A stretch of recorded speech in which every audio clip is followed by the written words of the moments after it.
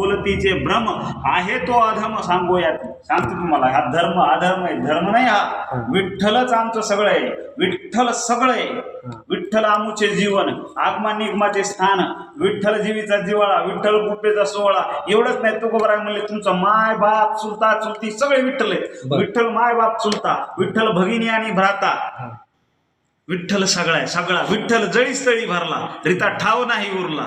आजीम्या दृष्टीने पाहिला विठ्ठलची. तुकोबरायचा घ्या, नामदेवरायचा घ्या, नाथबाबाचा घ्या, निवृत्तीनाथाचा घ्या, 5 संतांचे आम्हाला हरिपाठ आहे. तुकोबरायचा हरिपाठ आहे म्हणजे संहिता कीर्तन आहे, संहिता प्रबोधन आहे, संहिता आहेच. मी इकडे बघा, वारकरी संप्रदाय हा स्वतंत्र धर्मासारखा आहे, त्याला संहिता आहे. तू इकडे एक सांगतो, कपाळाला तुम्ही गंध लावला पाहिजे, बरं का? नियम आहे का? आहेच. नाही लावला तर नाही जमत असं म्हटलंय का? हो. सांगा काय? प्रमाण द्या ना, प्रमाण बघा. कंठी माळा आणि गोपीचंद टिळा असं कोणाचा? नाथबाबाचा अभंग आहे. नाथबाबा म्हणा, एकनाथ महाराजांचा. एकनाथ महाराज. हा, म्हणजे हे नियम आहेत ना, तुम्ही लावलं पाहिजे. एक साधं उदाहरण सांगतो.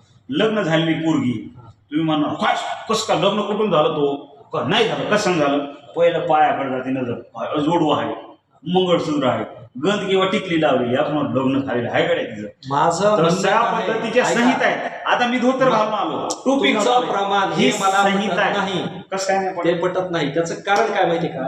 की तुम्ही काय करायला लागले की बंधन घालायला, बरं का?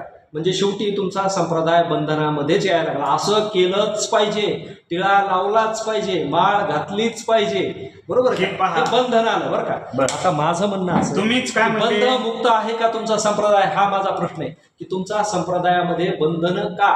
मग त्यांच्यातून तुमच्यात काय फरक आहे दुसऱ्या संप्रदायात आणि बंधन? इकडं बघा, एक साधं सांगतो, बंधन आहेत पण कोणते माहिती का? सगळ्यात शेवटी सांगतो, आपल्याला लहान लेकरू असतं, लहान लेकरू भोंगळं हिंडलं तरी काही अडचण नसते, बरोबर? काही काय अडचण नाही. थोडं मोठं झाल्यावर चेटी घाल, त्याच्यापेक्षा मोठं झाल्यावर आता तुम्ही चेटी घालून हिंडता का रस्त्याने? बरं, चेटी घातली तरी काही होणार आहे का? पण हिंडतान का? काय म्हणतात? नाही बुवा.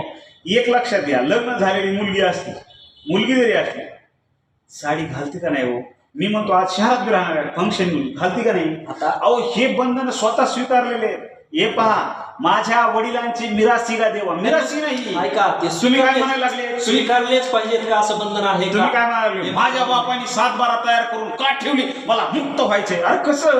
तुमच्या बापाने दिल्याने ते नाव करून तुमच्या, तुम्ही स्वीकार ना बापाने.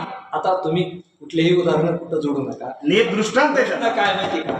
की 7 बारा स्वीकारायचं का नाही, ते पुढचा पोरग करीन दान केलं त्यांनी तर स्वातंत्र्य. माझा प्रश्न आहे की याच्यामध्ये बंधन का? तुमचा संप्रदाय मुक्त नाही असा त्याचा अर्थ होतो. हे पहा, मुक्त आहे आणि बंधन पण आहे, दोन्ही बी. इकडे बघा, मग तुम्ही कसं काय सांगता की बंधन पाळलंच पाहिजे? मुक्त आहे. एक तुकोबरायचा अभंग सांगतो, दोन्ही बी ना. इकडे बघा, तुमच्या एक साधं तुकोबरायचे, तुकोबराय म्हणले समजा तुमच्या तोंडात चांगली भाषा नाही, तुम्ही नीट बोलत नाही, तुमच्यात प्रेम नाही, इकडे बघा, तर त्यावेळेस मग काय की तिने गळा माळ घालू नये. तुम्ही जर चांगलं वागत नाहीत ना, चांगलं माळ गळ्यात घातली आणि रोज फसितो लोकाला, नका ना घालू. तुकोबरायचा तिने माळ घातली ही संकेत आहे की आम्ही कोणाचे तरी आहोत. आता तुम्ही बरोबर बोलले, बरोबर का नाही? आता माळ घातली म्हणजे तो काय झाला? वारकरी झाला. वारकरी झाला. आणि तुम्ही त्याच्या आधी काय म्हणले की त्याची वाणी बरोबर नाही, त्याचं मन बरोबर नाही, बरोबर का? त्यांनी घालू नये माळ. बरोबर आहे का नाही? मग आता जर एखादा माळ घालूनच जर व्यभिचार करीत असेल, आता सगळे महाराज आता जर तुम्ही बघत असला तर सगळे वाईच धंदे करणार आहेत. त्या माळेला काही अर्थ आहे का? तुमच्या त्या बंधनाला काही अर्थ आहे का? एखाद्या बाईनं मंगळसूत्र घातलं, तिचं वागणंच बरोबर नाही. अगदी बरोबर तुमचा प्रश्न, याला मी मान्यता देतो. त्या बंधनाला काही अर्थ आहे नाही. अगदी तुमचं वागणं पाहिजे. पण एखादा माणूस माळच घातलेला नाही पण त्याचं अंतःकरण शुद्ध आहे, चालतंय ना, तो चांगला हे करतो, अगदी चालतंय, बरोबर आहे. तर मग त्याला तुम्ही बंधनात असंच कर म्हणून बंधन घालू शकता का? वारकरी संप्रदायामध्ये मुसलमान संत झाले, बरोबर बरोबर का? मग त्यांनी वारकरी संप्रदाय स्वीकारला, म्हणून त्यांनी त्यांच्या धर्माचे बाकीचे नियम सोडून दिले का? जुगारून दिले ना? सोडून दिले. मग त्यांनी नमाज पाळणं सोडून दिलं, सुनता करणं बंद केलं. आता ते मला माहिती नाही, पण नमाज वगैरे म्हणजे हे विठ्ठलला स्वीकार प्रश्न काय आहे माहिती का, की तुम्ही आमचं करा आणि त्यासाठी तुमचं व्यक्तिगत जे काय आहे धार्मिक स्वरूप ते विसरून जा, असं म्हणणं म्हणजे हे धर्मांतर झालं. वारकरी संप्रदाय सुद्धा धर्मांतर मानतो असं झालं. बरं का तुम्हाला प्रश्न काय आहे माहिती का, नीट उत्तर द्या बरं का. की जसं की समजा एखादा इतर धर्माचा माणूस तुमच्या वारकरी संप्रदायामध्ये शुद्ध अंतःकरणाने येतो, त्याचं आचरण सुधारतंय, बरोबर का, परंतु त्याच्या खानपानावरती त्याच्या आहारावरती जर वारकरी संप्रदाय जात असेल तर तो त्याचं व्यक्ती स्वातंत्र्य हिरावून घेतोय असं मला म्हणायचंय. त्याचं उत्तर तुमच्याकडे काय आहे, हे वारकरी संप्रदायाचे तुम्ही प्रसारक म्हणून मला सांगा. ही बात सजन कसाई म्हणून एक महाराज होऊन गेले संत, मग ते सांगा. सजन कसाई मांस विकायचे, त्याला तोडू लागले मांस. कोण लोक काय करायचे, त्यांचं मांस आहे ना, आणि ते नेहमी विठ्ठल विठ्ठल विठ्ठल विठ्ठल चिंतन करत बसायचे. लोक काय करायचे माहिती का, म्हणजे अर्धाच किलो पाहिजे मानाचे, किलोभर घेऊन जायचे, डबल घ्यायचे, त्याचं काय ध्यानच नसायचं. तिथं विठ्ठल स्वतः मटण विकायचे. लक्षात ठेवा बरं का, हे वारकरी संप्रदायाने मानले. कुणाच्या व्यक्तिगत खाण्यापिण्यावर तुम्हाला काय खायचं खा बरं का, पण तुम्हाला जर संप्रदायात यायचंय, शुद्ध व्हायचंय. माझं म्हणणं तेच आहे. तुम्ही सज्जन कसायचं उदाहरण दिलं का नाही, तिथं विठ्ठल जर त्याचा माणूस विकत असेल, बरोबर का, आणि एखादा व्यक्ती त्याच्या आयुष्यामध्ये चांगले परोपकार करीत असेल, लोकांना समाजाला एक करीत असेल, त्याचं अंतःकरण शुद्ध आहे, त्याच्यामध्ये कुठंच पाप नाही, तर त्याला तुम्ही म्हणणार का मटण खाऊ नको? आता हे बंधन आहे का नाही, त्याला जर त्याला समजा वारकरी व्हायचंय, इकडे बघा एक तो प्रश्न काय माहिती, सगळ्यात सोपा करून प्रश्न मी तुम्हाला सांगतो की वारकरी संप्रदाय तुम्हीच बोला बरं, तुम्हीच सांगा मला. वारकरी संप्रदाय हा परिवर्तनवादी आहे, तुम्ही बोलून परिवर्तनवादी आहे का परिवर्तन न स्वीकारणार आहे? मला काय माहिती, तुम्ही सगळं बोलून देत नाही, प्रश्न जरा गाळा बोलता, तुम्हीच सांगत राहा मार्गदर्शन काय करायचं मग. मार्ग तुम्ही सांगा. अपरिवर्तन काय आहे? मग ते सांगतो की आज आपण काय झालं की आता संत तुकाराम महाराजाच्या काळामध्ये सर्वसामान्य लोक लंगोट घालत होते, अंगावरती सदरा नव्हता, बरोबर आहे का, कारण त्यावर सुवस्त्र. असं कोण म्हणलं तुम्हाला लंगोट घालत होते सदरा नव्हता? नाही, मागचं 16-12 मधला तुम्ही इतिहास बघा. गोरगरीब तुम्ही तुमचे मत उगच थोपित त्यांच्या नावाने. नाही, मला सांगा, गरीब कष्टकरी शेतकरी लोक जे होते, गरीब लोक, तर हे पूर्ण कपडे त्यांना मिळत होते. हो, बंड्या होत्या. सदनता म्हणता येणार नाही. सदनता आता आपल्याकडे 4 आहेत तर त्यांच्याकडे एकच ड्रेस असेल तर होतेच ना, असं काय करता? नाही, पण आता तुम्ही सुरुवातीला काय म्हटले की आपण लहान असतो त्यावेळेस भोंगळे असतो, मोठे झाल्यानंतर हे करतो, बरोबर, परंतु नैतिकतेच्या नीतिमूल्याच्या आधारे त्यांनी पुढे सांगितलं की बाबा जी लहान मुलांना नियम लागू होतात, साध्या खेळाला नियम लागू होतात, तर इथं तर तुम्हाला ईश्वर प्राप्तीसाठी जायचं, तिथं नियम असणार. एक साधं सांगतो बघा, योद्धा आहे, मोठा योद्धा आहे, लय ताकद आहे त्याच्यात.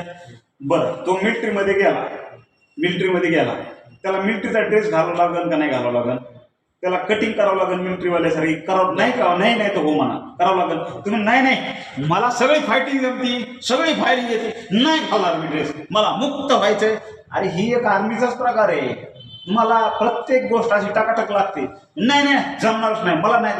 इथे शाळेतल्या मुलाला सुद्धा आपण ड्रेस कोड करतो, नाही मला मुक्तच व्हायचंय. अरे बाबा, ड्रेसने मुक्त होणार आहे का तुम्ही? आता त्या तुमच्या ड्रेसवरून मी एक प्रश्न तुम्हाला विचारतो. माझा प्रश्न पूर्ण झाला नाही, ते सांगा, मुक्त आहे का? मिलिटरीवाले तुम्ही म्हणतात का सगळंच येत आहे मला, जमन का तसं? आता तुम्हाला तिथं जर समजा एखाद्या व्यवस्थेत प्रवेश करायचा आहे तर त्या व्यवस्थेसारखं तुम्हाला पाहिजे, तिथं राहिलं पाहिजे. आता तुम्ही बरोबर आले, तुम्ही व्यवस्था शब्द प्रयोग केला. मग वारकरी संप्रदाय ही व्यवस्था आहे का परिवर्तन आहे? दोन्ही बी. व्यवस्था परिवर्तन आहे, व्यवस्था परिवर्तन आहे. अगदी. तुम्ही आता मला सांगा किंवा त्या तुमच्या वारकरी संप्रदायामध्ये एक अभंग आहे, बरोबर का, की वेश धारण करणे, म्हणजे काय म्हणायचं त्याला, की वेशांतर करणं किंवा वेश धारण करणं किंवा एखाद्यासारखं सोंग घेणं, कुठला अभंग? भोरोप्याने सोंग पालिटले वरी, असा अभंग येतो. बरोबर. आता मला सांगा की वारकरी संप्रदायाचा तुमचा एक स्वतंत्र वेश. हो, पांढरा ड्रेस, पांढरी टोपी, पांढरं धोतर. मग जसं मी तुम्हाला आधी प्रश्न केला की याला प्रमाण तुमच्या अभंगामध्ये संहितेमध्ये काय, की असंच का घातला पाहिजे? जसं तुम्ही प्रमाण देता का नाही, कीर्तन करताना तुमच्या पेहरावाविषयी प्रमाण द्या ना, की अशी वेशभूषा असली पाहिजे, प्रमाण आहे, भरपूर आहे, द्या ना. भरपूर आहेत मला ना प्रमाण. बरं ठीक आहे, मला सांगा की तुकाराम महाराज, नामदेव महाराज त्या काळामध्ये लोक कुठला पेहराव करत होते? धोतर, बंडी, बरोबर आहे का? पटका, मुंडासे. किती वर्ष झाली? 400, 350. बरं, तुकाराम म्हणजे तुमचा वारकरी संप्रदाय जर समजा आता 19व्या शतकात जन्माला आला असता, आता लोक काय घालतील? हे पहा तुम्ही उत्तर द्या हो. तुम्ही तुम्हाला काय म्हणताय तुम्ही परिवर्तनवादी म्हणले ना तुम्ही. ऐका ना, तुम्ही तुमचा पंथ परिवर्तनवादी आहे असं म्हणले. तुम्ही बाबासाहेब आंबेडकर मग तुम्ही धोत्रावर भाषण केले, धोत्रावर मंत्री झाले. तुम्ही धोतर किंवा शर्ट हे काय कमी हे भारतीय ड्रेस. तुम्ही आता ह्याच्यामध्ये गेले का दुबईला, इकडं ते शेख काय घालते, तो पॅन्ट शर्ट आहे का? सांगा ना, पॅन्ट शर्ट आहे का? अहो ते तुमचं भारतीय ड्रेस आहे, त्याचा धर्माचा काय संबंध आहे? हा, महात्मा ज्योतिबा फुले. मग आता तुम्ही तेच सांगतो की तुम्ही काय म्हटले की वेशभूषा केलीच पाहिजे, ते संप्रदायामध्ये अभिप्रेत आहे, संप्रदायाचा ड्रेस कोड आहे, बरोबर आहेच ना. ड्रेस कोड आहे. आता जसं तुम्ही म्हणले का नाही की तिकडे गेल्यानंतर तो शेख काय घालतो की त्याचा वेश घालतो, आता लोक काय घालतायत? शर्ट पॅन्ट घालतात. मग आपली संस्कृती विसरले ना ते.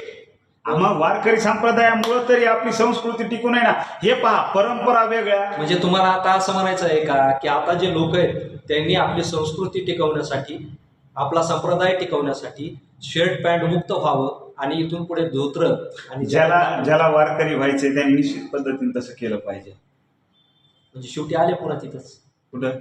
म्हणजे संप्रदायाच्या भक्तीच्या नावाखाली पुन्हा तुम्ही आले ना मागच्या काही का शेकडो वर्ष. आता मी धोतर घातलंय, माझं MSc BEd झाले, कुणाचं? माझं सेट झाले. नाही, माझा शिक्षणाचा त्याचा काय संबंध आहे? मग मी माझं म्हणणं तेच आहे, तुमचं MSc झालं, तुम्ही समजा आता शिक्षण झालं, बरोबर ना?